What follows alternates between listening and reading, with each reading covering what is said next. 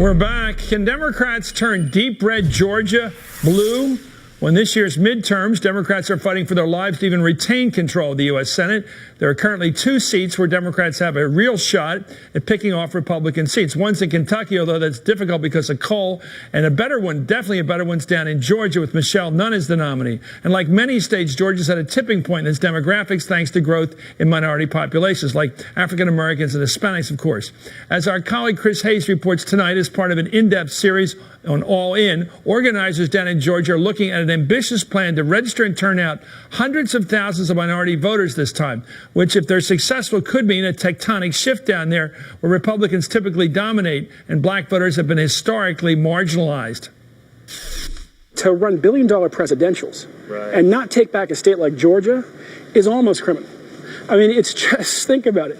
It's a rounding error in a billion-dollar presidential. We can't do that anymore. In 2008, John McCain won the state by 204,000 votes. In 2010, Republican Governor Nathan Deal won by 258,000 votes. In 2012, Mitt Romney won the state by 304,000 votes. Organizers say there are roughly 830,000 unregistered voters of color in the state. If they can register 90% of them and 70% of those people vote, that's over 520,000 new voters. And if 80% of those voters go for Democrats, which is not an unlikely rate based on recent election results, Democrats could wind up netting just over 310,000 new votes. Enough to beat Nathan Deal in 2010, enough to give Barack Obama wins in both 2008 and 2012. According to that math, Georgia turns blue. Okay, Chris Hayes, of course, is my colleague. He follows our show every night and All In. You know, Chris, it's a noble effort, but it's mathematical. Is it real? I mean, why aren't these people registered now? Is it because they're not confident they'll have a candidate they care about? Are they not confident it will matter to them in their lives if they vote Democrat? You know, it's a great question, right? Because for years, I've listened to lefty and progressive organizers talk about all these people that are unregistered and we got to register them. And the only time in my lifetime, my career, when I've actually seen that come to actually bear out is the Obama campaign. I mean, the Obama campaign using some very cutting-edge research coming from political scientists who've been studying how you get people registered, actually developed a very sophisticated set of tools to create new voters, to go out, ID people who aren't registered, register them, stay in contact with them, get them to the polls. And a state like North Carolina, particularly in 2008, in Virginia in 2008 and 2012, in Nevada this last time around 2012, I mean, Nevada, they added tens of thousands of Democratic voters to the rolls.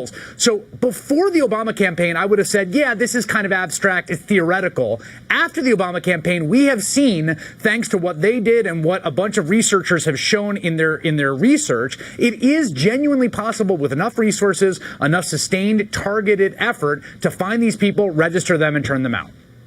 Why didn't they vote for the first African-American president if they're African-Americans? And if that was not enough to stimulate them to show up, register, and show up in November, what would? Are they going to get excited about Michelle Nunn if they weren't excited about? I'm being sarcastic because I am skeptical. No, that's because I think you've got to engage people in the issues. You got to make them commit enough African-American candidates to excite them, even if they lose. That's Get right. people engaged because they can see something that's better than they got. No, and that's how you get people. You know who was the biggest voter registrar in the history of my city of Philadelphia? Frank Rizzo.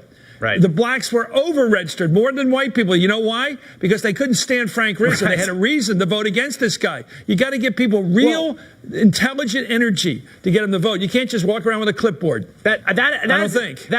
No, you're absolutely right about that. And it takes real organizing. I mean, you can't just show up. You can't stand outside a MARTA station with a clipboard and randomly grab people and ask them what's going on, right? There has to be an infrastructure. The infrastructure takes resources. The resources have to be organizers. And the organizers have to have conversations with people that are about why they would want to register to vote. In terms of your first question, I should just say this. One of the things that's happening in the South is there's a great demographic transformation happening in the South. I think that's under-recognized at a national level, which is the kind of reverse northern migration. We are seeing historic numbers of African Americans moving from the North back down to the South, and we are seeing a lot of turnover in voters. I mean, one of the things that happens with voter registration is people move around a lot, particularly people at the bottom of the income scale move around a lot. Their registrations lapse. They're not registered at their new to address. And so in order to get those people off the sidelines, there has to be this effort of constant vigilance, because if someone just moved for a different job, or they got foreclosed on their home, or kicked out, or had to move in with a cousin, right, they're now not registered even if they were before. And so it's not a fixed group of people, right? Any effort that looks like this is going to have to be constant year in, year out, is going to have some constant infrastructure to make sure it works, or you're right, it's just air. Yeah. Well, we're going to watch it tonight. Chris Hayes with All In, the very topic we talk about as well so often, which is getting people to get a bigger piece of the action in this country politically. Chris Hayes, good luck tonight. Thanks, you can Chris. catch the full report, as I said, coming up next on All In right here on MSNBC. And we'll be right back for the final word from me tonight.